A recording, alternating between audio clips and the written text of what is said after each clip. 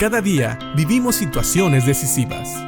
La Biblia nos da seguridad, nos anima y nos instruye. Impacto Diario con el Dr. Julio Varela.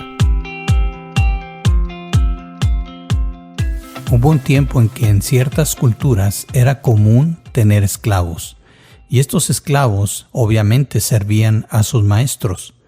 ¿Y sabes? Lo curioso es que a veces aquellos maestros podrían comprar más esclavos, y en la cultura judía inclusive un esclavo podría ser libertado si se cumplían ciertas condiciones.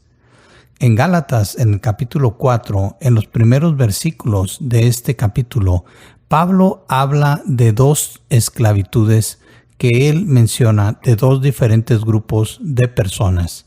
En los primeros versículos de Gálatas 4, del 1 al 7, Pablo habla de la esclavitud de los judíos. Y él dice que los judíos eran como niños que, aunque tenían una herencia que iban a esperar, no podían usarla porque todavía eran como niños pequeños, igual que esclavos. Pero me llama la atención que en el versículo 4, del versículo 4 al 7 de Gálatas capítulo 4, Pablo dice: sin embargo, cuando se cumplió el tiempo establecido, Dios envió a su Hijo, nacido de una mujer, sujeto a la ley.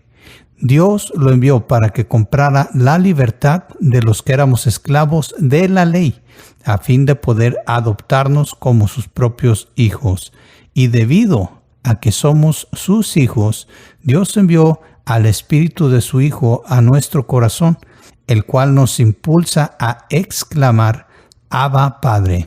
Ahora ya no eres un esclavo, sino un hijo de Dios, y como eres su hijo, Dios te ha hecho su heredero.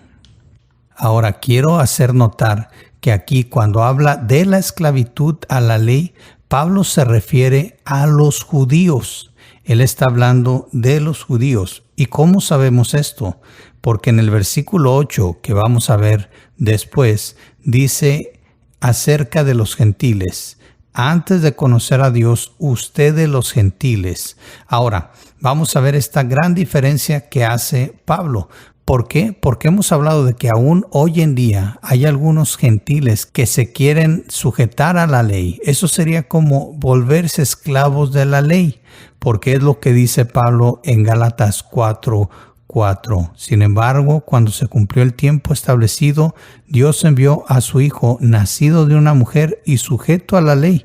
Dios lo envió para que comprara la libertad de los que éramos esclavos de la ley, a fin de poder adoptarnos como sus propios hijos. Y es que en aquel tiempo había la costumbre de que muchas veces se compraban esclavos que venían a ser como parte de la familia. Así que esto era una costumbre. Fíjate cómo él divide a judíos y a gentiles. Y es que él ya habló que una vez que somos adoptados en Cristo Jesús, ya no hay judío ni gentil, no hay esclavo ni libre, hombre ni mujer. Esto lo dice en el capítulo 3, en el versículo 28. Pero sí está haciendo una diferencia. Antes de ser creyentes, nosotros éramos judíos o éramos gentiles, pero éramos esclavos de diferentes cosas. El judío era esclavo de la ley, y el gentil, lo dice en el versículo 8, y lo vamos a ver un poco después, es esclavo de otros dioses. Así que hay diferentes tipos de esclavitud. Al final, todos somos esclavos del pecado, pero el engaño que a veces existe en nuestros corazones es que podemos ser libres por otra cosa que no sea el sacrificio de Cristo. A veces pensamos que es una religión la que nos va a salvar. Así eran los judíos. Ellos pensaban que la ley los iba a salvar, cuando el propósito de la ley no era salvarlos. Pero también nosotros los gentiles muchas veces ponemos nuestra confianza en personas o en religiones, en actos de caridad, en buenas obras, y pensamos que eso es lo que nos va a salvar.